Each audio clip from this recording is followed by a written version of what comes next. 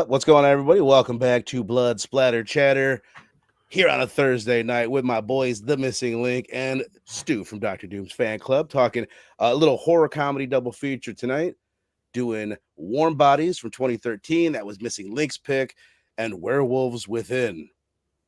Should we pretend that's Stu's pick? No, I'm just joking. Why not? Let's style it up. Yeah. Which I added it. But what up, my brothers? I'm surprisingly pretty stoked for this conversation. Both these movies I had seen before. Both of them, when I rewatched it, I was like, oh, I forgot all about that. I forgot all about that for both these. So I'm stoked to talk about them. What up?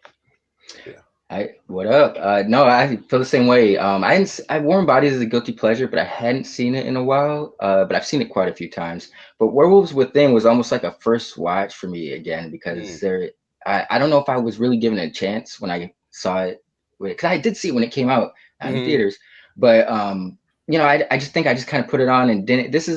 It was good. It was surprised me. I was like, okay, it gave me like elements of Shaun of the Dead, but we'll get into that. But I was surprised by how much I enjoyed it on this time around. I get exactly what you're saying. You're right. We'll dive further into it, but I could totally see it being a movie. And I'm not saying it's fucking great. Like, don't get me wrong. Yeah. We're all probably on the same page, but I could see it being a movie that was very easy to dismiss. Yes. Silly shit. But I think going back into it, there's a little something deeper there. And Warm Bodies is the one that pretty clearly, like, it's trying to be a little deeper in the first place. You know what I mean? It's taking it's taking its message a little bit more seriously, but they both have something to say. Stu, was it a first time watch? Sure. You'd seen Warm Bodies, but not Werewolves. Definitely seen Warm Bodies before. And like with Warm Bodies, man, pleasantly surprised yet again. And I remember feeling the exact same way the first time I watched it. You know what I mean? Like, damn, I had heard good and bad things about that movie like the first time I watched it, and I just remember really enjoying it. And I feel like if you buy the ticket and take the ride on that movie, is really rewarding in a lot of ways. And then Werewolves Within also has a lot to offer in a lot of the same ways. It's funny, a lot of great humorous moments, and some good action. I would have liked to have a little bit more monster in it instead of just right then there at the end. But regardless, I thought it was a lot of fun, man. I had a lot of fun with both of these.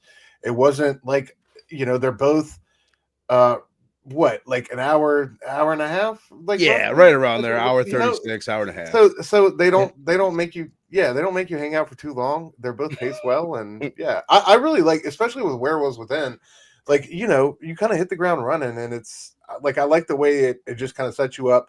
You meet these people, and you kind of just go from there. It's not not a whole lot of exposition or setup. So this was a lot of fun for both of these. So. Good. And that was part of what I was thinking. Like, Stu, you weren't planning on being here. And I knew me and Steph were going to talk Warm Bodies. I realized it was the two of us. I'm like, I'll add an extra one to give us something to talk about. And for some reason, it was a good fit. Yeah. Kind of both these monster movies that are, playing with a bunch of different genres. Werewolves Within has the whodunit element, which isn't in Warm Body, which I thought was cool to mix it up there. But we'll begin, as I said, with Warm Bodies, 2013, directed by Jonathan Levine. You pick. Who, looking at his shit, I haven't seen much else that he's done other than The Night Before, which he did with Joseph Gordon. And Yep. Yeah, he did that with what is that one about? Christmas, like a Christmas Friends movie. They get into some hijinks and stuff. It's a comedy, but Christmas. Right. So is that with Seth Rogen? Seth Rogen, Joseph Gordon-Levitt, and Anthony Mackie, and James Franco. Everybody loves him. Oh yeah, I remember liking that a decent amount when it came out. But other than that, looking at his shit, he did another movie with Seth Rogen called Long Shot in 2019, 50-50, also with Joseph Gordon and Seth Rogen. And Seth Rogen. That one's pretty good. And Anna Kendrick. Okay, shit, that one's got a 93% on Rotten Tomato. And we're off. Here we go. We're experimenting here at my household with taking the gate down that goes into the kitchen, and I've realized that gives the child access to the studio. The animals can roam free. Yeah, but dude, I kind of wanted to start here because I think it's like just kind of interesting, like who Nicholas Hoult. We talked about him when we talked about Nosferatu. And I think both of you, Steph, I remember you saying, like, not really a fan. Then it would surprise me that you picked this. Well, Stu, you kind of asked me, like, you're both, like, a little bit sus of the No, it like, was that you said he was super yeah. handsome, and I said I don't think he's super handsome, but he's not right. ugly to me. But as an actor, I don't see him as Batman. That was my biggest thing. I was like, but looking at his filmography, there are a few after this. I was looking at his filmography, and there's a few things I haven't seen. There's this like movie called where he's in the music business and he's going around killing people. So I was like, oh, that's a darker. I've never seen him take on a dark role besides like that movie with they were the menu a few years ago. That was kind of Yeah, that's more of like a bumbling, fumbling role, but he's the yeah. douchebag. Yeah. But when I saw that, I was like, okay, there's something to it. But I've always enjoyed him as an actor. And it's interesting because I was like, man, I feel like this was the year he kind of spiked, like because he had First Class, in 2011, and then there was really nothing in 2012. Then he had this and like Jack the Giant Slayer, which was that was actually pretty solid. And it's like after this year, it's like he was off to the races. It was like he's got a movie like every year that keeps him in like the zeitgeist. Big He's ones too. Yeah. The kind of the way. But he's I'm always looking at that him- bumbling, fumbling, like you said, Bert. What did you say when we were talking about him earlier? Like he's always the idiot or the The timid, shy dude. bit of a mumbling, fumbling fool. Yeah. But then he's doing like Lex Luthor, which Yeah. is kind of impressive. he looks Yeah. good in that one. Nosferatu, there's definitely elements of the bumbling fool, but it's like different. You know what I mean? It's He's- yeah. It's like an elevated bumbling So, fool yeah. kind of role. But and then also like seeing him in the menu, basically he's a guy like when he came out as Beast, I was like, that's not Beast. What is this crap? Kind of grew on me over the years. And then just within the past few years, like you're saying, like I'm kind of like proud of the kid. Look at this fucking kid, like getting all these big ass movies. But I always like him. He's just like super likable. He says in this that he kind of he used for inspiration for this performance Johnny Depp and Edward Scissorhands. And after hearing that, it's like, oh, I could totally see that. Absolutely. Damn. Bro, I don't know how I didn't piece that together before. Exactly. I feel mad that my brain didn't fucking fire those synapses. Damn. He even kind of looks like yeah, the gothic, like but very pretty, boyish. That's damn it. He was like the Edward Scissorhands of the face makeup almost too, right? Like with the scars and all that. Yeah, the look like the white subtle scars. But I will agree, like I'd never heard that. Whoa. That's a beer. That's a beer on my floor. Those are wet socks. Oh fuck. I never pictured him as Batman, and I'll be right back to talk more about that. You guys discuss further. That would have been a disaster. Like that was my thing, bro. That. Have you? I think I've talked to you guys about this before, but have you ever seen About a Boy with Hugh Grant, like 2002? It's a British. I feel like I have. You've probably seen it back in the day, but like that. He's grown since then, but that was kind of like when he got cast as Beast, I was like, oh, it kind of makes sense. Beast is a timid character. That's what he was in About a Boy. But when I saw him, the news as Batman, I was just like, bro, I don't see it at all. And I would have given him a chance, but I just didn't see it. How do you go from Beast to, he hadn't taken, I feel like the darker role I was talking about earlier, that movie where he's like in the music business, killing people. That wasn't really, it was like a British film, and it was kind of like even more indie over there. It didn't get like wide release in the States, so it's not like in the zeitgeist like that. So what era are we talking about Batman? Is this Nolan Batman? Like he was in the mix with that? Matt Reeves. It was either him and Pattinson? Really? Wow. Yep. Which a lot of people, when they heard Pattinson's, they were, probably as weirded out as they would be if they had heard Nicholas Hoult. I was shocked. I'm not gonna lie, I was shocked, but to that point, I hadn't seen enough of Holt at the time to be like, oh, I could see him as that. I had seen Rob Pattinson stretch his wings since Twilight, and he had done this movie like High Life and this space movie. It's really good. It's so good. Yeah. High Life. Not enough people talk about that, but like I'd seen him like stretch his wings enough to be like, okay, I could see him trying to adapt or become like this Bruce Wayne character. Nicholas Hoult, I had only really seen him in certain roles, so I was kind of holding that against him, but still a fine actor. Oh yeah. That's crazy to think about, because when was X-Men, like when was his first X-Men movie? Around what year was that? 2011 First Class came out. 2011. So he's been like, it's kind of crazy having that career resurgence you know, Yeah. a decade and a half after After you first showed up on the scene and you were supposed to be the it kid. So shout Yeah. out to him. Yep. Yeah. No, for sure. That's part of the reason why I root for him is because he does feel like this, like kind of a long shot to make it as big as he has. Yeah, for sure. Yeah. Yeah. But the thing that gets me, first of all, the thing that I forgot about the movie is the eating the brains part. So like what they do, man. what they do with the zombie mythos is super fucking cool. I'll say ahead of time, I have a resistance to, and I have it. Same thing with Romero. I have a resistance to smart zombies and talking zombies. So there's part of me that wants to be like, no, you know what I mean? Like, especially even who must have lost a link as the movie goes on. Like he's talking more and more, he's becoming more and more human. I feel like maybe the first time I saw it, I was more resistant to it, but I think now I just kind of appreciate like the twist on the Lord. Yeah, I spilled beer fucking everywhere. I am freezing. I have fucking beer all up and down my leg and shit. I'm trying to play it cool.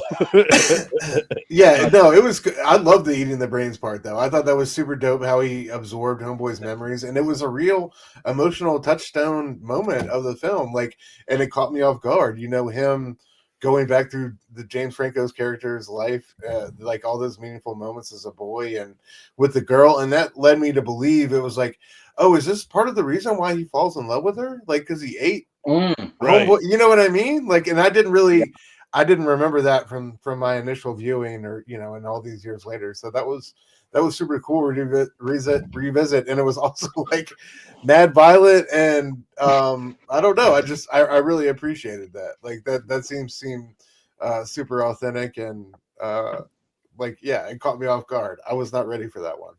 I love it. And just like the way it's shot, the way it's done with like the edits and the music and the vibe and slow motion of it all. It's almost got like such a cool thing. And I love that it gives like a reason. Again, like we talked about, like I love when people are like, okay, let's fuck with the lore. Why do zombies eat brains? They need it. They experience people's past lives. It's the only thing that makes them feel human. Like that's such a cool premise for a movie.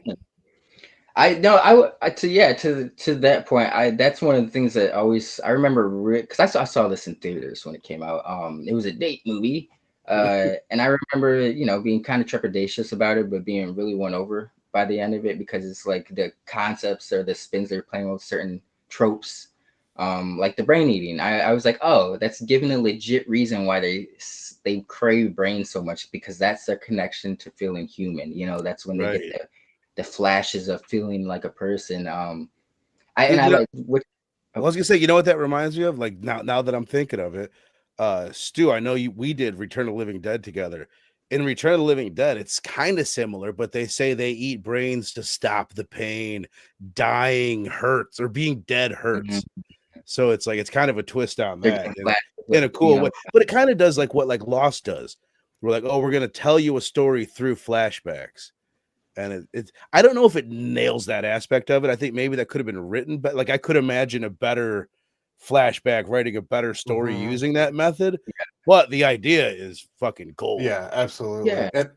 And also, this is like a ultimate date movie, man. Like just the whole theme of it, like the awkward guy trying to get the girl to,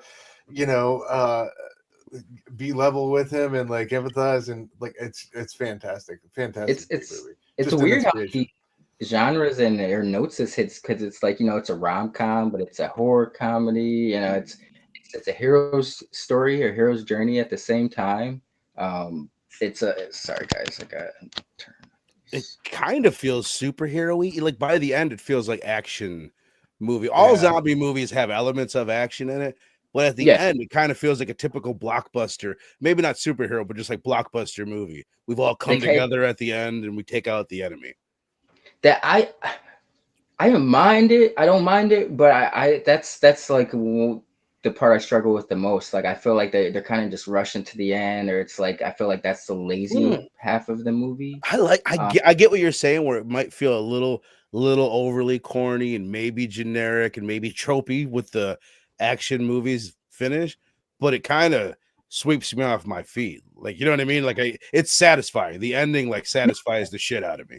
No, the ending's satisfying, but I like the whole action bit, like where it's like I feel like the whole they kind of rushed, even though it was cool. I wish they would have kind of spent a little bit more. This is a personal preference, just a little bit more time on the zombies having the heartbeats and coming to the human realization, or becoming alive again, and get things just kind of happen where it's just like, oh, those bonies are just coming towards the city now. It was like, they're really, I wish there would have been like some chain reaction that would have really kind of like, there was, but it really, like you said, it kind of felt like it's just generic action shit. I wish they would have spent like a little bit more time just setting up those. Maybe it's because their romance or something, or it's like when the dad John Malkovich sent his troops to look for the daughter and they're going through the city and shit. Maybe they disturbed a nest of bonies and some shit that that would have kicked off the last act. Definitely. But I feel like in general it could have used more horror, more zombies and shit like that. I put it on, and like my kid hadn't gone to bed yet to bring her up for the 10th time of the show. She hadn't gone to bed. I'm like, I think it's a fucking rom-com. I'll be able to watch this. As soon as it started, like people ripping their faces off, and she's hiding in the corner. I'm like, oh fuck, I blew it. Like, okay, there's more horror and gross shit than I remembered. But there could have been, to me, it's the middle. I feel like the beginning of the movie is great. It's a great setup, kind of sweeps you off your feet. The cool premise you're introduced to, you're like, this is cool. The middle part, it does what, and I don't hate it for it, because it does what Dawn of the Dead does, where it kind of shows you the mundanity of being a zombie. That's why they're hanging out in the mall and Dawn of the Dead, and they're just fucking off in the airport for a while, and it does get a little slow, but I get it. I get why they're doing it. But for me, that's my least favorite act of the movie, I think, is the middle portion. I think it's like kind of an uneventful like middle act. Well, because it's a rom-com, like I just like that's what rom-coms are at the end of the day. No, totally. Yeah, or just even or not comedy, but romantic movies. It's just some drama happens in somebody's life and they have to overcome it. So it's like this is what I think. It's just a ramification of them balancing so many genres and tropes. Like they weren't gonna be able to nail, especially within an hour and a half. Like they're doing a lot, right? It does what buddy films do. Like it does, like Dumb and Dumber. It's a lot of times it will annoy me. It's in so many comedies. Anchorman does it. Dumb and Dumber. We're halfway through the movie. The friends are mad at each other, and they've got to split up, and then they've got to come back to each other. It is what it's going to hit those beats and stuff, but there's something about that that's just like, all right. Like I'm always annoyed by that in a movie. This movie did have some really good. It's that the bald dude, his best friend. He's Rob always Corddry. funny to tell. Rob Corddry, I love him, bro. I love the scene where they discover the girl, and then Nicholas Hoult comes out and he beats the other zombie's ass, but just pushes Nick Corddry off, and he's like eat, and he's just like no, and just like eat. It's just he was communicating with the same word. It was interesting. I love that. But he is funny, man. I think you already mentioned it. Might have Hot Tub Time Machine. I had to look up like, what do I know this guy from? But Hot Tub Time Kumar Guantanamo Bay, baby. He was the agent that kept trying to fucking chase them. Okay. Yeah, Daily Show, man. Yes. Oh, that's what the fuck. That's the one I was thinking of, bro. I could not. I felt like there was something. That's his like rise to fame. Yeah, it's the Daily Show. Thank you, Stu. What up, E, my brother? Kenneth Bird in the house. What up, man? Just hi to everyone in here tonight from Virginia, my man. Are you on vacation in Virginia? You mentioned that last time. He's from Virginia. He's a Virginia boy, I think. Oh, okay. Chill out, man, saying Waterboy reference. Mama said zombies eat brains because that's the only meat part of the human body that doesn't taste like pee or poo. Ass. My man, chill out, man. If I can press that button. Whoa, get out of here. Whoa. Chill, Rob Corddry is great. I love him in the movie. Dave Franco for what he does. John Malkovich, like it's cool that he's there. He's a little underused, but his presence is felt. I will say I'm not a huge fan of Teresa Palmer, the girl. Not that she's bad, but she could have definitely been better. Agreed? Yeah. She was serviceable, but she didn't, she was kind of, I don't want to say bland, but she did her job, but it just nothing really kind of stood out for me, you know, where like Nicholas Hoult and everybody else kind of had subtle moments. Even John Malkovich, as underused as he still brought some pizzazz to the role, you know. Like, he kind of can't help it. He's John Malkovich. Yeah, always. Did you guys notice that this is like the Romeo and Juliet shit that they were doing? Did you guys pick up on this? I noticed it at the end of the movie. Yeah. Okay, well, it might be a little. It's a little thicker than you might realize. I did not pick up on it. I'm not gonna like act like I did, but I can see it now. Her name is Julie. Well, first of all, it's the star-crossed lovers. Obviously, they're two. Yeah, they're in parts of. They're two groups that they're not supposed to be together. Her name is Julie. His name is R, and can't remember his last name. And what made me think of it is when I looked up at the balcony scene when he comes to her balcony. And her friend makes sure to point out Julie says her name a couple times. I'm like, oh. And then I looked up like Rob Corddry's name is M. So M would be Mercutio or you know what I mean? So it's Wasn't that John Leguizamo?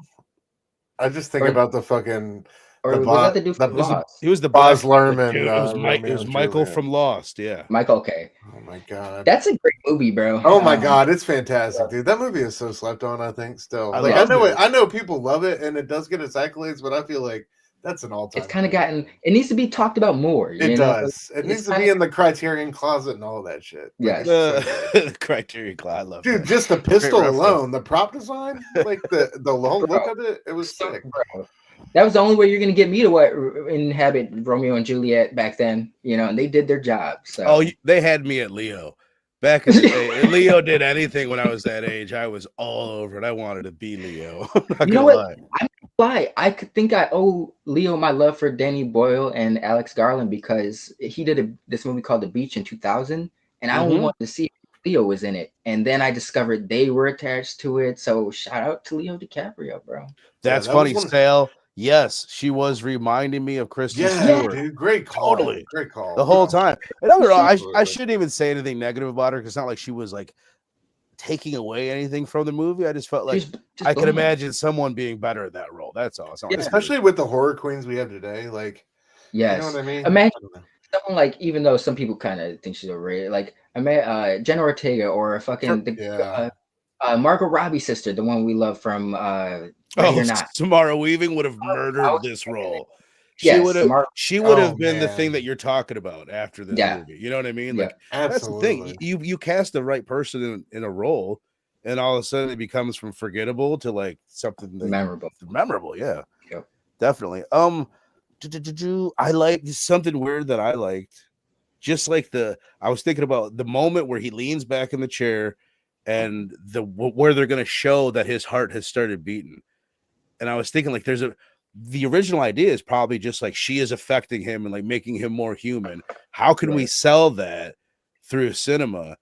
And like, I don't know, just something about it that was like so simple that it like put across the whole idea with that quick little CG of going down to his heart and his heart thumping.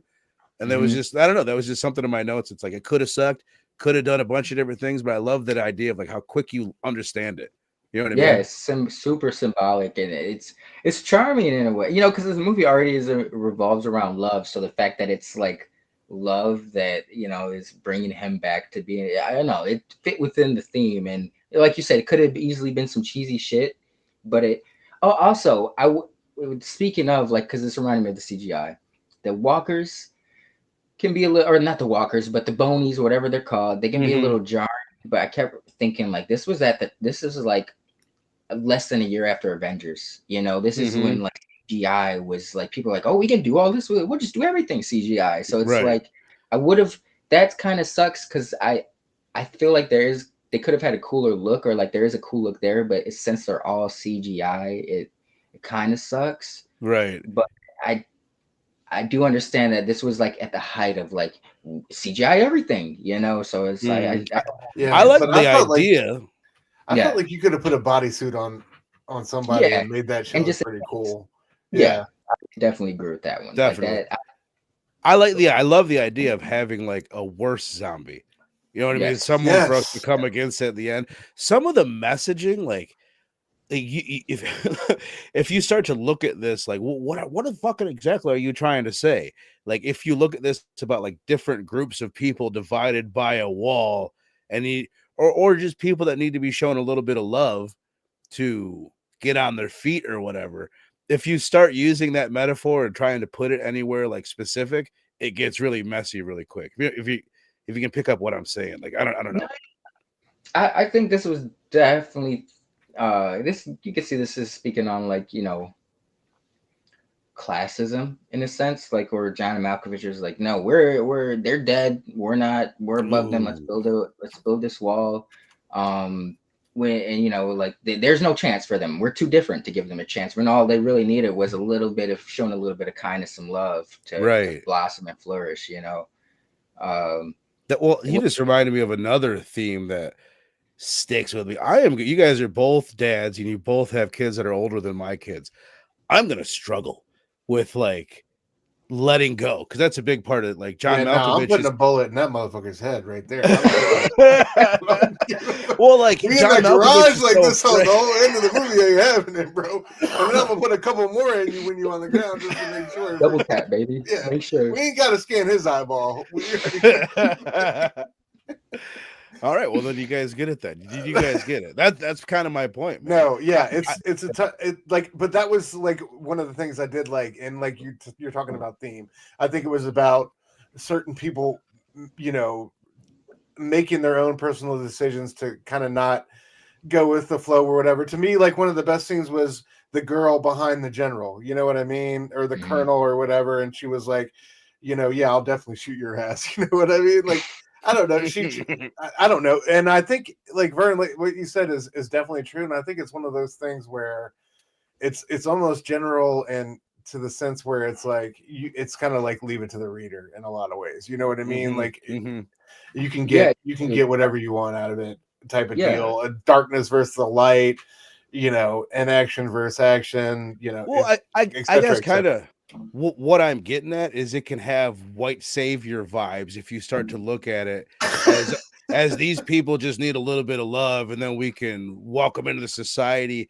And especially just the fact that there's a wall and we got to separate these people from us. But I think what the real metaphor is there is the dad trying to build up a wall around his daughter, and that's not going to work. You got to let in a little bit of danger. You got to let that was kind of my point. Like my daughter's 2.5. I am going to struggle to send her to preschool. Like, I'm a stay-at-home dad. I'm gonna be weird about this shit. That's a natural feeling, bro. Like that was something that was a big gripe about me. Like, I remember, like, my kid was in the NICU unit for a couple of months, but I remember the first day I couldn't go to the hospital. I felt so like I felt like I wasn't doing my job. Like, I got off work late. Well, I couldn't make it happen at the time, but I just felt like I was supposed to be like, I don't know.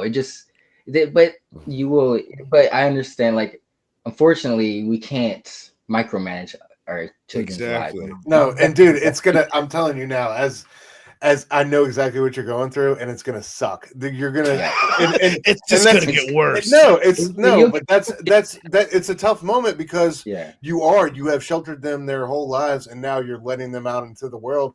And it's like, I still remember some of those first times Ella came home wearing the influence, or saying the words of her classmates. You know what I mean? And it's like, man, it's a tough pill to swallow as a parent, and that's another complex layer of finding your way as a parent, and deciding how you want to handle that. But yeah, man, it's tough. There's definitely that rite of passage where you have to let your baby go and be like, I always felt like they're being poisoned, in a sense. You got to let them out there with the rest of the world. You know what I mean? But it's terrifying. It's good and it's bad. It's Do you guys know the Pink Floyd song "Mother"? Mother will put all of her fears into you. Like, I'm the mother of this situation. And that's what I'm afraid of, is that I'm going to put all my fears of the world into her. But no, man. We're good teachers. I feel like, well, they'll be good. Our kids are in good hands. Chill saying Sal caught the Twilight vibes. Sal saying, don't need to be ashamed for his love for Twilight. All right. You don't. My wife loves it, but I would be ashamed if I love it. But let's move on. Come on. Let's go ahead and we still have Werewolves Within to get to. So let's go ahead, and if you guys have anything else to add to Warm Bodies. Add it with your rating out of 5. You guys in the chat, if you've seen Warm Bodies, what are you giving it out of 5? I'll kick off. I think this is a very unique movie. There's not enough movies, so maybe there is, but they don't pull it off as well or clean as this one does. I just think it's such a unique concept that, it's not perfect, but it gets the job done so well, and it's just a very charming movie. It's fun, it's feel good in it. It's there's just so many cool moments. Like, I love the little flashes to like the little boy girl zombie that Nicholas Hoult sees at the beginning of the movie. Then when they're driving, then at the end you see them playing with kids. Like, there's little moments like that, just like little arcs. That it makes you feel good, bro. It's just, you need movies like this, and it's cool that this exists in the horror genre, because horror can be seen as something that can be taken so seriously and harsh and dark sometimes, when that's not the case. Shaun of the Dead, Werewolves Within, have fun with horror cooties. But yeah, this is I'm glad you chose this movie as a rewatch. I'm glad you let me choose this movie as a rewatch. I love this movie. I'm gonna give this one a 4 out of 5. It's not, I'm being generous with the 4, but I think this is a very charming movie, and I really enjoy it. Hell yeah, man. Hell yeah. We got a 4.25 from Sal in the chat, and I should boost it up to 4.25. Yeah, you should. Yeah, just for our buddy Robbie over there. 4.25. And I'll call it a 3.75 from Chill Out Man. No. 3.5 from Chill. What are you giving it, Stu?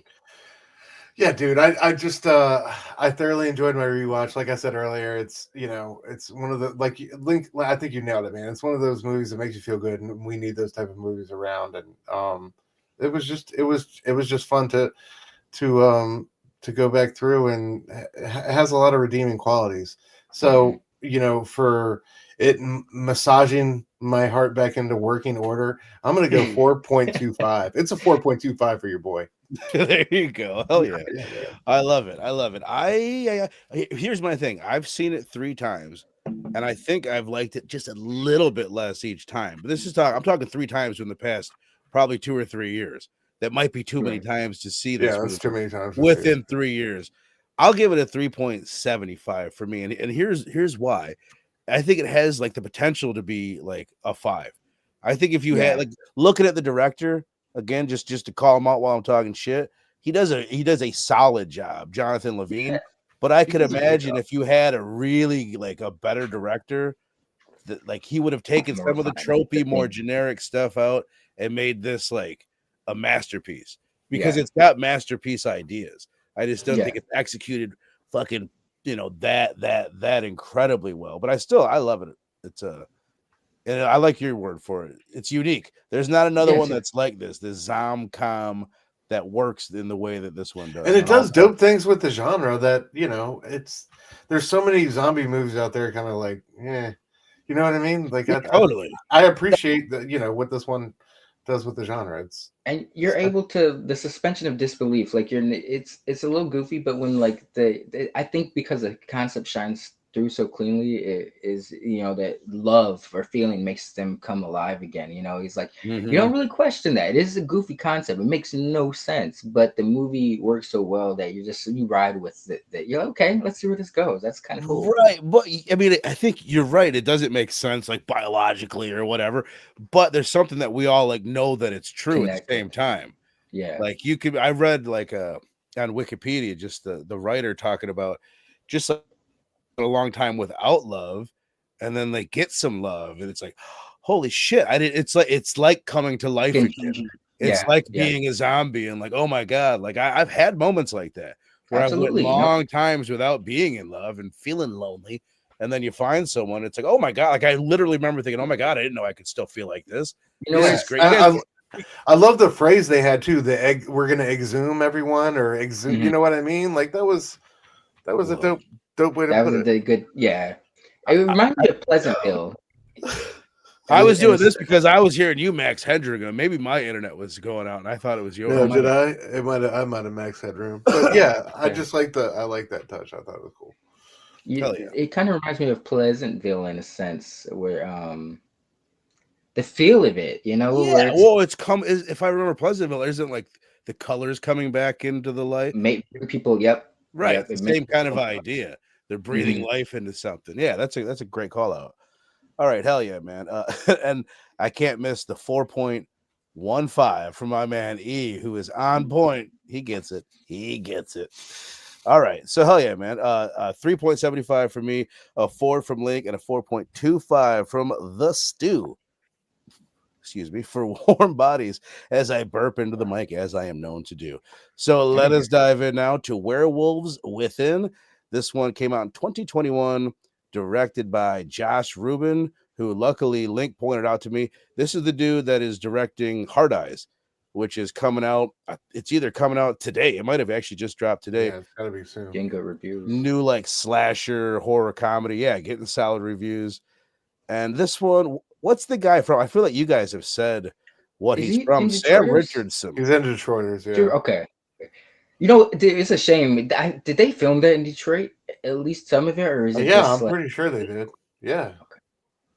Okay. I think so, because him and Tim are both from there.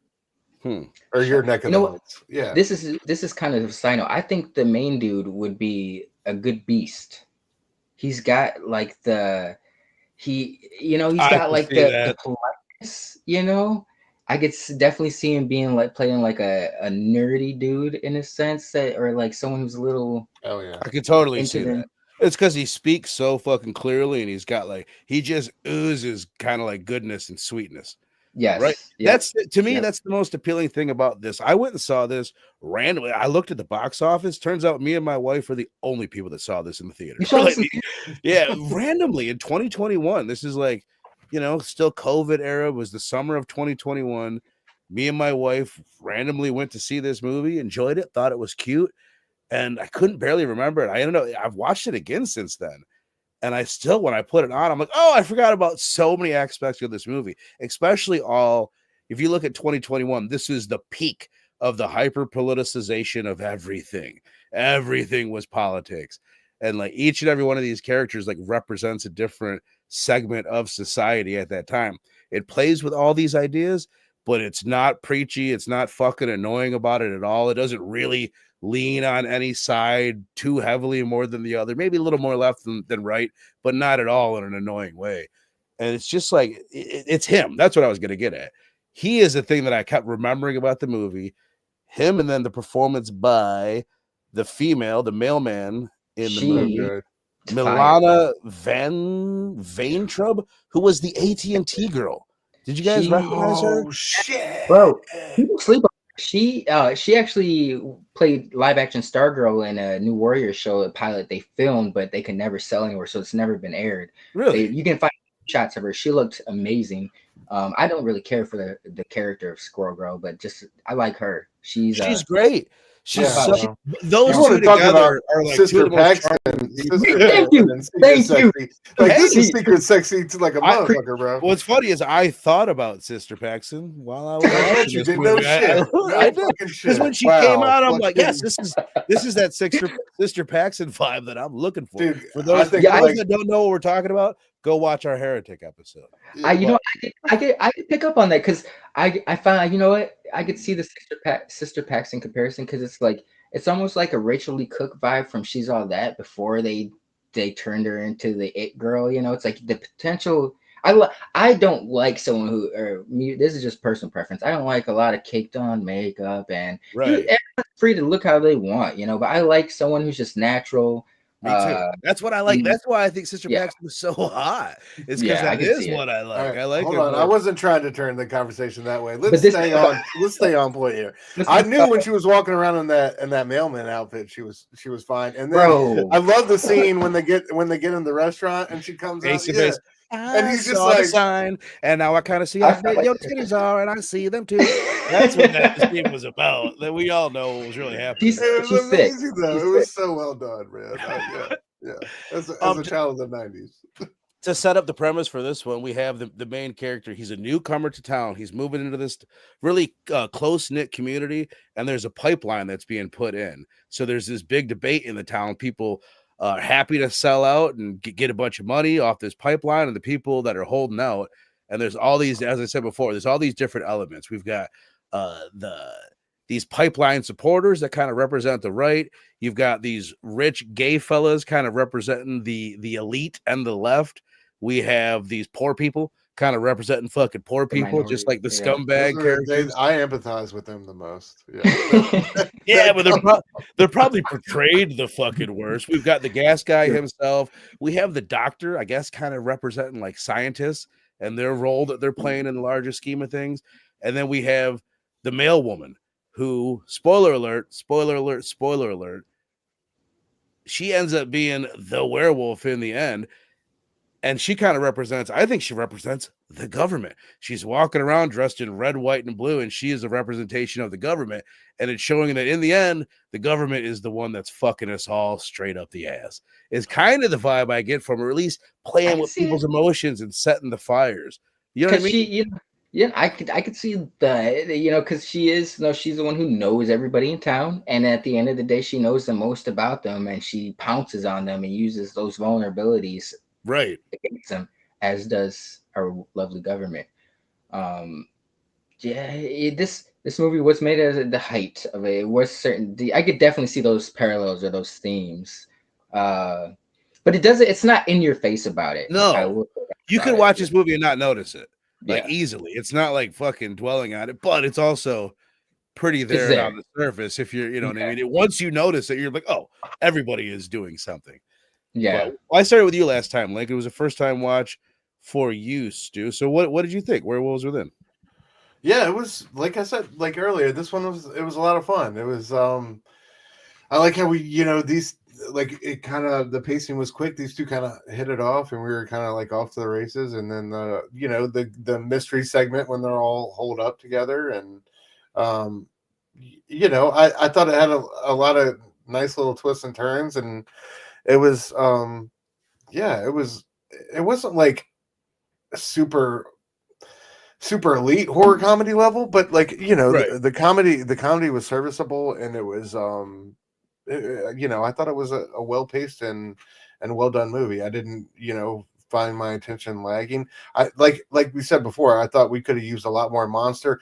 The werewolf reveal and all that was almost an afterthought and a forgotten plot point by the time we got to it. You know what I mean? Forgotten so much that I forgot it.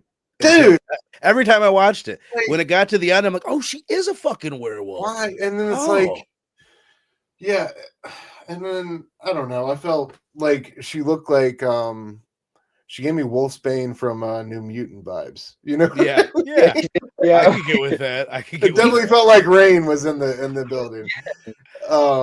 But I could have used more of that. Like I said, I don't know. That was the one spot where it fell short to me. I felt like that last half an hour, or we could have got some good scenes with that. But I did appreciate all the stereotypical characters from all spectrums of American society. That was a lot of fun. Did you know they're making a Heretic prequel about Sister Baxton? Thank God. So they've been getting my letters.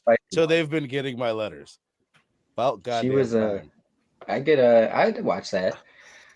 We probably wouldn't get any Hugh Grant though, so I don't know how that turned out. I did want to say before I sent it to you, Link. The thing I wanted to say in the intro, I didn't know this until I just looked it up, that it's based on a 2016 video game called Werewolves Within, which is like set in a fantasy setting, where it's just like a similar thing to this, where someone is a werewolf, you have to guess who it is. I didn't know that, but I did assume that both of them were based off of this 1980s Russian student wrote a thesis where he invented this game. I think it was just called Werewolf. And the movie Bodies, Bodies, Bodies, they mentioned this game in that too. And it's kind of based off of the same thing, where the point he was trying to prove with the game and the thesis was that an uninformed minority an uninformed majority can be manipulated very easily by an informed minority. A few people with knowledge can fool the masses that don't know anything. And I think, like, now that even knowing that is kind of a cool thing, another layer to it, because I love Bodies, Bodies, Bodies so much. That was a good one. Like seeing like, oh, it's another movie that came out within a year of I haven't this. seen that one. Is that good? Is that the Pete Davidson joint? I love it. I think it's great. It was different. It was different. I would like to give that a rewatch because I saw it one time and it was cool, but I was like, I don't think the trailer really advertised it well enough for what would maybe not, because it's like you knew it was like a kind of like a whodunit, you know, right? I never saw the trailer. I mean, looking at this, it's a very similar premise, Stu, but instead of like a town, it all takes place in one house over the night, and they start playing the game Werewolf, calling it bodies, bodies, bodies. But then through the course of the night, people are dying one by one, and you're trying to figure out who it is, down to where it's just two people left. And it's I don't know. I love it. I think it's a really that's awesome, cool ass movie. I covered it with my buddy Peter, and I love what I did shit with him. I would totally do it with you guys. I would do it with you guys. Let's do it. That sounds dope though, and that's a movie I've always wanted to see. Like, you know what's crazy? I was speaking of Pete Davidson. There's this movie with, I forget the fucking name of it because I just seen it literally before we came on stream. But it's got Lewis Pullman and dude who's playing Sentry from Bad Times at the El Royale, a bunch of other things. Bill Murray's in it, Pete Davidson, Gabrielle Union, and it had an interesting cast. But I was like, my pulls were Bill Pullman's son, Pete Davidson. There's something. Pete Davidson is an interesting character, bro, because I'll be honest, I was on the fence of like how when he was with Kim Kardashian, you know, how is he pulling these baddies, you know? But I appreciate him in his acting. You know, I think he's a solid actor. I enjoy him. So, but at the same time, maybe I'm hating because I'm like, how are you pulling these chicks when I should just be supporting the man? You know, it's a mystery. The Pete Davidson fucking enigma. We know what it is. He's saying Verno spills a little beer, all of a sudden they're all doing it. Hey, a trendsetter, if nothing else. Yeah. It up. Okay, no, but to get to this movie, this was a first time watch, like I was saying, because when I first saw this, I don't think I was really given it a chance because I couldn't really remember anything from what I just knew that this dude was in it. It was a whodunit, you know. And to be honest, I didn't. It was a surprise that AT&T girl, her fine ass, was the werewolf at the end. I was wondering if you had remembered it or not. I didn't want to say anything to you. Stu, did you figure it out? Sorry to interrupt, but did you figure it out, or was it a surprise to you, Stu? I thought that we were just going with people. It was people being horrible, and that was the big bad. Trying to mask that was the big bad. You know what I mean? Yep. Yeah. Which exactly. People were just money hungry. Yeah, exactly. But then they brought that, and I was like, "Oh, this is cool," but why so fucking late? And then the ending, it was just like, "Oh man, I could have used like 30 more minutes of that." I think what I think was kind of cool about it, like overall, is that it's showing that this one bad actor that has power, like in the government, can get everybody fired up and everyone acting in their worst nature. It's bringing the worst out of people. So I thought it was. I get what you're saying, where it's like it is an afterthought that there's a werewolf. I forgot that there was a real werewolf in the movie. Spoiler alert. No, yeah, because it's like you get flashes of it through midway through, and then it's like at a certain point, like in the middle of the movie, there it's forgotten about because it's focused really primarily on the whodunit aspect, and it's like because what's his face gets pulled out of the bed, his hand bitten off, and that's the last time we see some werewolf shit until like 40 minutes later, you know. Yeah, dude, I'm honestly like kind of over these werewolf movies that don't commit to the bit, and like I feel like why is this such a hard creature to nail on film? Like there's so many werewolf movies out there where it's like, it's a good point. You know, with this most one, of them I do not like, bro. Like it's very. This one I was willing to give a little bit more leeway just because it was a whodunit, and like. They didn't execute it the best, but I gave it a little bit more leeway because you're not supposed the mystery is supposed to be like a big part of the movie. I have a whodunit, that's the hinge of I think werewolf is like third or fourth in the subgenre list of what this movie is, but it's in the title, so I get your beef with it. But I think it's more slasher than it is werewolf movie. And it's got more slasher. It's the whodunit horror comedy slasher. Oh, and there's a werewolf. For whatever reason, if you guys would have asked me ahead of time, like, oh, just spoil it for me and tell me what happens, I would have said there is no werewolf. It's just a mailman and blah blah blah. Like I totally forgot that she was even a werewolf. So You know you're what? right, and maybe that's not a good thing. Maybe that's not a great thing. They could have done that a little better. I suppose. No, but it was such a let because like remember the claw marks we got in the generators at the beginning? It's like, man, and that's They didn't do anything with we that. got at the end. You could have taken out her being a werewolf, and the movie could have probably still played out the same way. You know, like she's just an aggrieved Totally. employee or just sick of this town, and this is the perfect time to get everybody giving them their due. You know, especially with the power. I don't know. It's just it was cool. Let me get into some of the aspects I appreciated. I thought it had really funny characters, really, you know, good moments. Like I appreciated the moment where the sheriff like walks up to the hunter's door and he turns around, the hunter's walking up to him and he pulls out the pepper spray, but he's got like a rifle up to him and he immediately it's like a reaction. He puts it up, puts it down. Like, you know, there's little moments like that throughout the movie that just give you great chuckles. But this is weird because Stu brought up earlier, like I appreciate that they just dropped us into the midst of everything. But with some of the jokes later on in the movie, I felt like spending more times with the characters and their life because we kind of just thrown into we don't really know the characters before shit pops off. Mm-hmm. I felt like spending maybe like 15-20 more minutes setting up characters and their relationships and how they have a rapport with each other would have gone a long way in terms of like paying off with jokes later, you know, because it's like the lady who owned the cottage or whatever, her husband dies at the beginning of the movie and she's like talking about how because they think she killed him, you know, and she's like, he wanted to leave me because I stopped taking care of myself. And it's like, but none of this was set up. You know, maybe it would have more impact had we seen. And what was this movie rated? It's a good question. It had to be PG-13, right? Because like when they found the body under the house, I'm like, yo, show me the damn body. Like, give me a gruesome. Well, you guys are gonna be upset because it was rated R. Yeah, no, I hate that. I hate it. That's a 2021 rated R movie. That was crazy because we got no like. What was the violence? I guess they had, I don't know. I'm mad desensitized, but when she shot the old girl in the head at the end, like your home wrecker. That's like as intense as it gets, but maybe that deserved an R rating. I don't know. The hand. Yes. No, but that's what I'm saying. If you're gonna make something R, just go ahead and go for it. When they reveal that body of the guy that was found underneath the board, let's see it. If it's gonna be R, that is. And it's like that's a good way to build the tension. It's like, damn, dude is fucked up. Like, what did that to him? You know what I mean?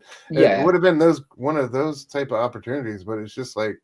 Her blubbering over the fact that her husband's gone just didn't work. I don't know.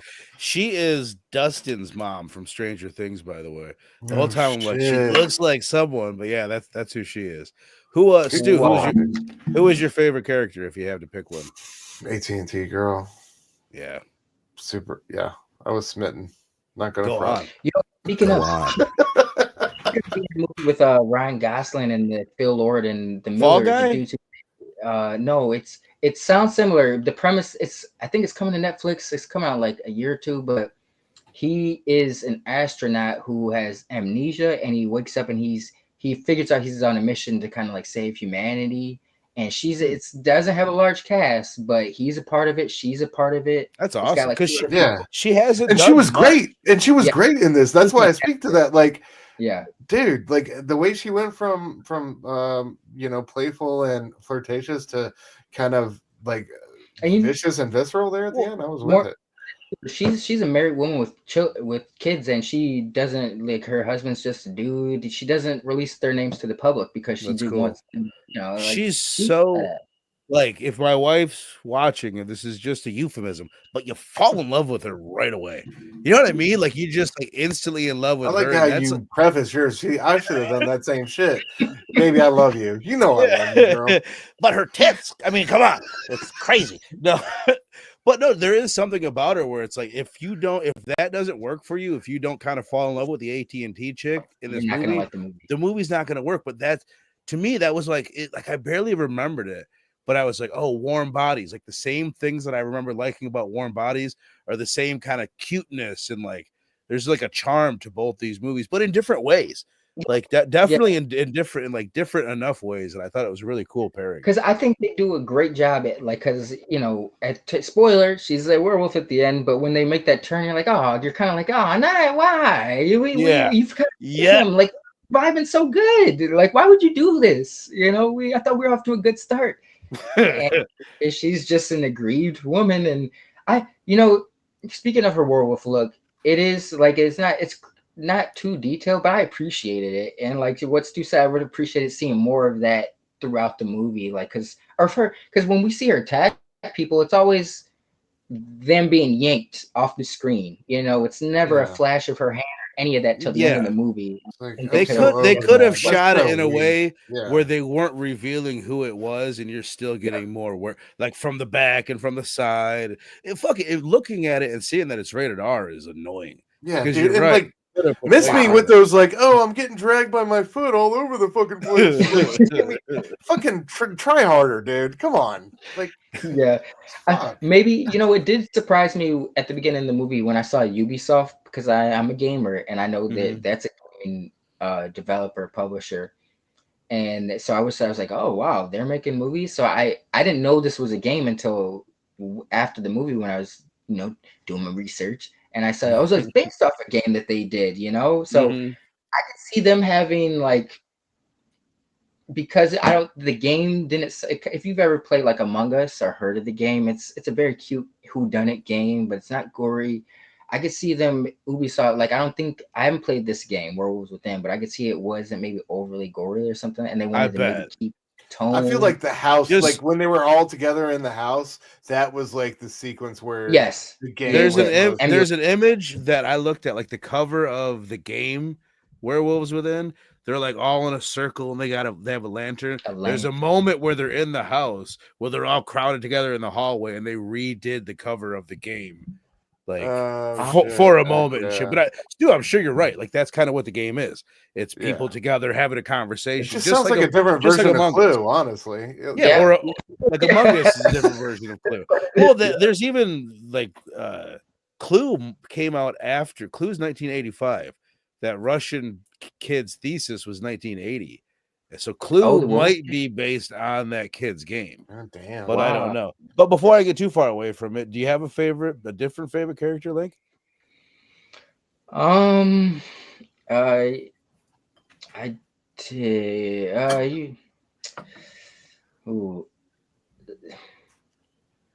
did like the main dude.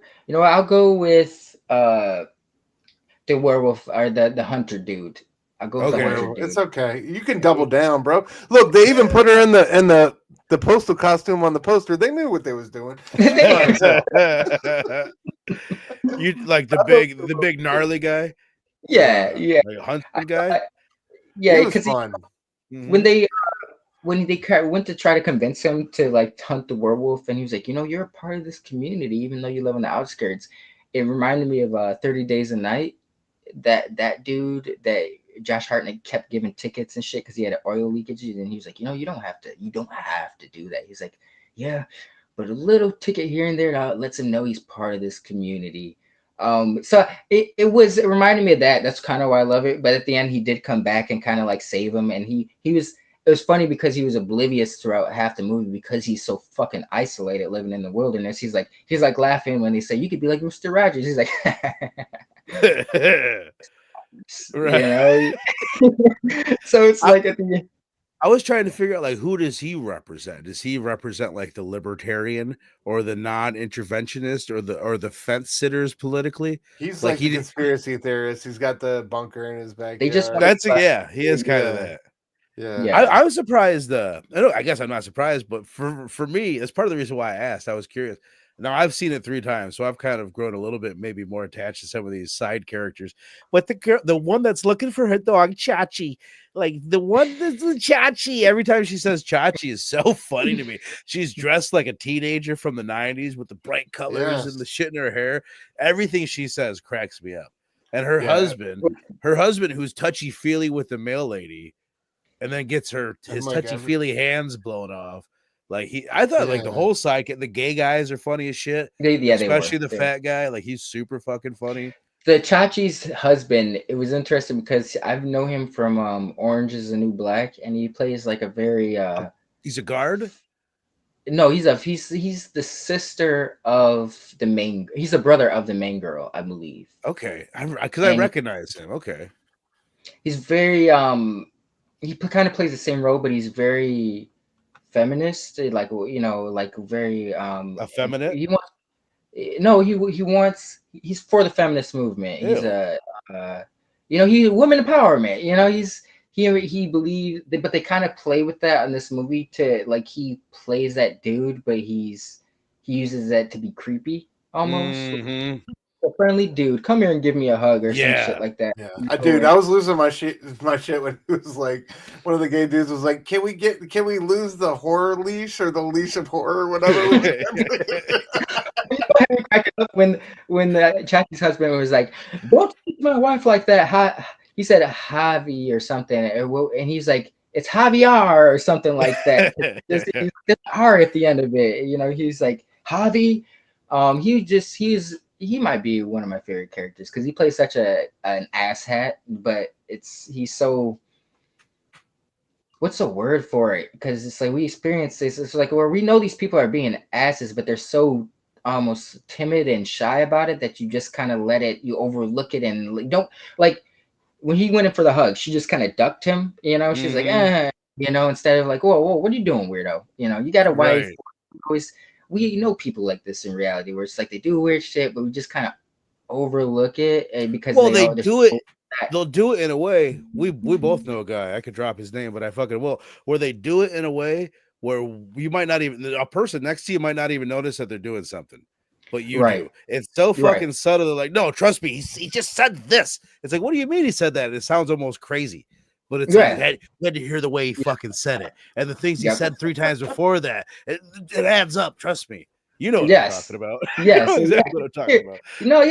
That spirit that definitely plays into it. There'll be people dress a certain way. It's just like they're not that much of a threat. You can tell it's a problem, but it's a red flag. But just like he's so harmless. Like what? I'm not gonna spend my energy calling him out. If his wife can notice this, what am I gonna do?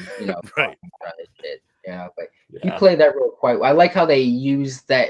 Because I guess I feel like that's what he's most known for, and they kind of use that to his the same way we were just speaking about Blink Twice, where Zoe Kravitz, the goddess, weaponized Channing Tatum's charm. They weaponized this guy's niceness, to really do good things. That was interesting. Oh yeah.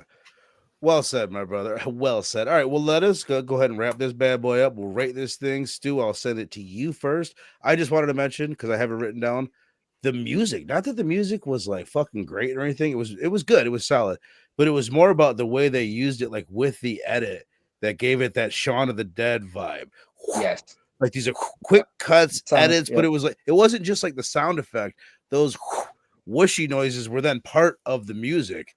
Too. It was kind of cool. And there was like, as silly and funny as it was, like it was not that it was fucking scary, but there was a fair amount of horror relative to the comedy and the silliness. Mm-hmm. Like it was kind of atmospheric and like, so the sound effects were kind of adding to that at times, making it kind of not scary, but you know what I mean.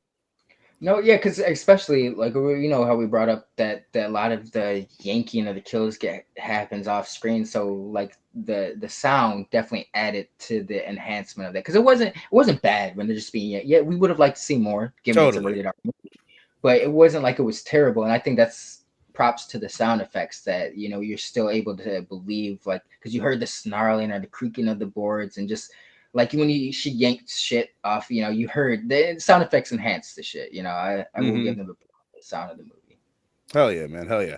Mr. Stu, first time watch, Werewolves Within. Anybody in the chat? I don't know if any of you guys have actually seen this movie. We might be the only ones, but if you've seen it, give me your rating as well. Yeah, it's going to be 3.5 out of 5 for me. It had a lot of fun moments and a decent cast, good performances, but ultimately I felt like it was lacking in a few departments, and although it did do it tended to different genres of film, I thought very well, and blended a lot of different themes together in a decent manner. I think it was still lacking in the monster and the horror aspect that it really could have delivered on, especially as a rated R film, as we've already talked about. It really So, like you pointing that out is like that's significant. I'm with you. Yeah, we could have done that a whole lot better. And like you said, man, like I think both of these movies have great ideas and great seeds, but the execution is not necessarily sticking the landing 100%. It's 100% of the way through. So for me, it's a 3.5 out of 5. Still just a fun movie to throw on, though. I'd still recommend it to anybody. You want to have a light, fun horror night with with a few laughs and something you don't have to like be tuned in to every second for. This is definitely one for you. Hell yeah. Which that's why I'm glad we do shows every now and then where it doesn't have to, not that everything I think I fucking pick needs to be a 5. But that's life, right? You don't want to watch you don't always want to watch the ones where you can't miss a second and it's super intense. Sometimes you want to have those nice and easy. That's why I said it's a great kickoff to February. It really is like a nice little love story to kick it off. We're doing My Bloody Valentine next week, so we'll be hitting that as well. So hell yeah, man. A 3.5 from the stew. Where you at on it? Like, and Chill saying never seen it, but me, he's getting on it after work. Appreciate you, brother. I'm sorry we spoiled it. Just forget what we said. I think he has. I'll give this one a 3.5 or 3.75 with room to grow. I'll give it I feel where Stu's coming from, but I'll give it the little boost just because I was impressed that I actually paid more attention to it this time around. Whereas usually if something doesn't give me the first watch, I'm kind of like, you're not going to get much out of me the second watch. But the fact that I was more into it this time around, I think there's something there, but like Stu says, not everything lines up, or it gets messy after a certain point. It's like they spend too much time in areas that they don't need to spend too much time on and gloss over other areas where they should have spent a little bit more time. Agreed. I wish they would, like the huntsman guy. They spent a lot of time. Really, they try to set up everybody as these red herrings: the scientist, the gas guy, the huntsman guy. But I feel like that huntsman one, although I enjoyed him, they really tried to lay it on thick that he was going to be the killer. And it's like, they spent a lot of time doing that. They went to his house twice. And I think that was one area where it's like, we could have done something else with that time. But, I do think that they do have a great cast. Like, I would have liked to see them, like I said earlier, kind of be more of a town, to see their rapport together as a town. Because we kind of just saw them come together in the townhouse and see their grievances. I would have liked to see that flourish earlier in the movie. But you still had some great comedic moments. And whodunit, this, I give it props because that's a hard thing to do to begin with, that genre, to keep the mystery going. And it might be the best element of the movie. You know what I mean? Like, that might be the thing that they did best. Yeah. For real. So, and the fact that they're able to, they could have done it a little bit cleaner, but I give them props for trying to, it's different. Both these and Warm Bodies were trying to do something different. And I give them props for that. So I'll give it a 3.75 with room to grow. Hell yeah, man. So 3.5 from Stu, a 3.75 from Link. I gave Warm Bodies, I'm going to make this complicated. I gave Warm Bodies a 3.75. I think it's a better movie than this, but I enjoyed this more. And I've seen them both 3 times, but I was more entertained on my third watch with this one. Mainly, I think the comedy holds up better. The ideas in Warm Bodies are better, flat out. But I think this one is there's something about it. It's even more charming. And like, I just love that main character. I love the AT&T girl. I love the girl looking for Chachi and a dog. And just like all the gay character, the boyfriend, like, I don't know, like a lot of the characters. I think that's what it is. There's more characters in this that I enjoy. And even like the John Malkovich and Franco and the other one, they're good, they're whatever, but I don't like connect to them and actually get they don't shine. Out of it. Everyone gets a chance to shine in this movie, the whole cast, no matter who it is. So I do, I give it props for that. This definitely holds up as on a comedic element more so than, because the jokes are the funny moments in Warm Bodies. As much as I love that, it kind of broadcasting, you kind of see it coming, predictable. With these, it's like there's some. I think that depending on when you watch it or how many times you watch it, you'll always find something different or like a Yes. moment funnier. It's because it's quick. There's a lot of fast-paced jokes. 5 people talking, and one person says something funny, and if you might not catch it the first time, totally, yeah. There's a lot going the on. end when he's throwing axes and they're all missing, but he sticks to one of the target. He's like, oh.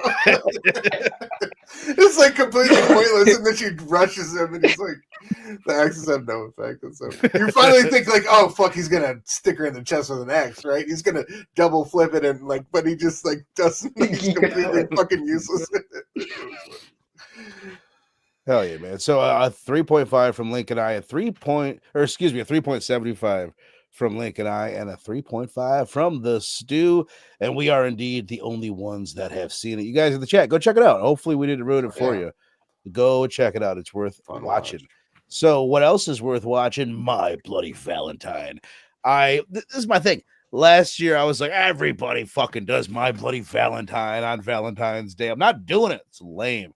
And then this year, I'm like, fuck it, we'll do it. So I'm looking forward to it.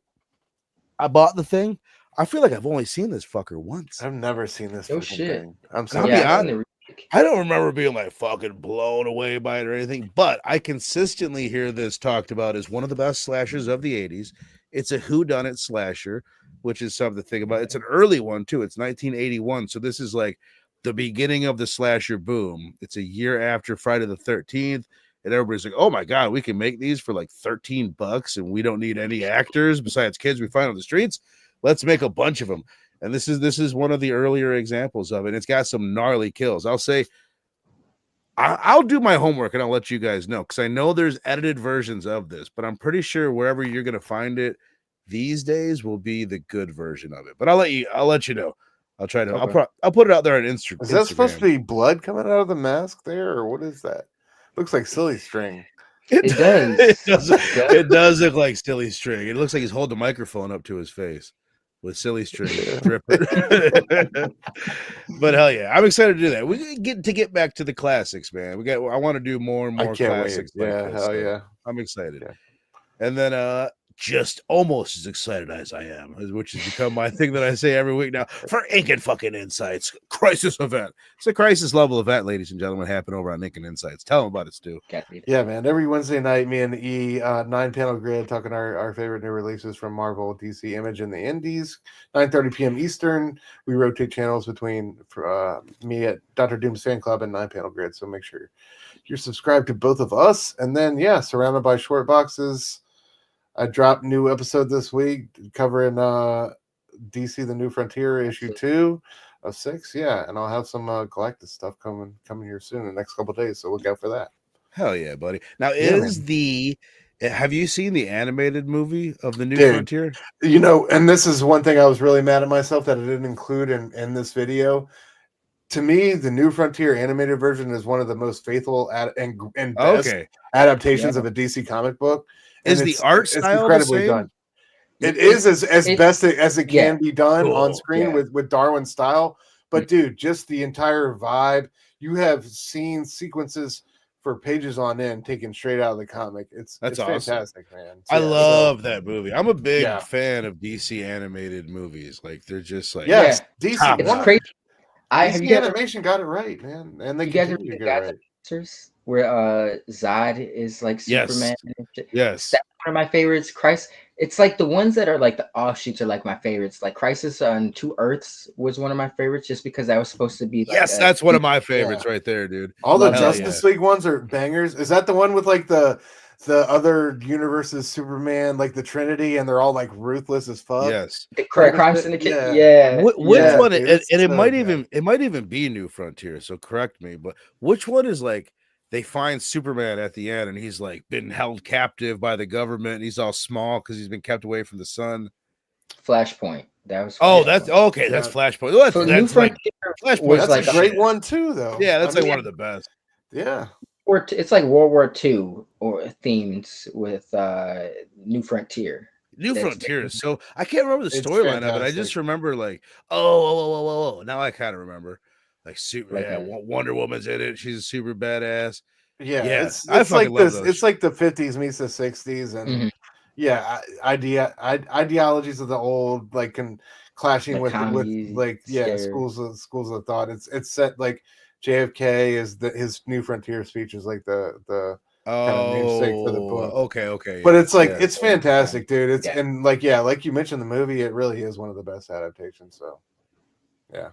Chill out, Sam. Oh yeah, they had like the He space watches race. Pretty Woman every Valentine's Day. Love it. Fucking love that movie. I love that movie, dude. I really I do. love So that now he's tradition, in the mood to Theo. watch DC anime. Animated. Hell yeah, man. Missing Link. You want to tell people where they can find more of what you're doing online? I know you'll be here next Thursday for my buddy Valentine. Always here on the YouTubes. Missing links, missing link _comics on the Instagram. I just post random shit. I really have no theme right now. Nothing. Yeah, come out and check some cool comics. I'll get to something eventually. That's what I'm talking about, baby. You're always posting dope shit though. Hells yeah. All right, brothers. I appreciate you. I appreciate you guys in the chat. Chill, fucking E up in this bitch. James Felt, appreciate you. Sal, yo sexy son of a slut. Kenneth Burp, appreciate you as well, man. You guys are the shit.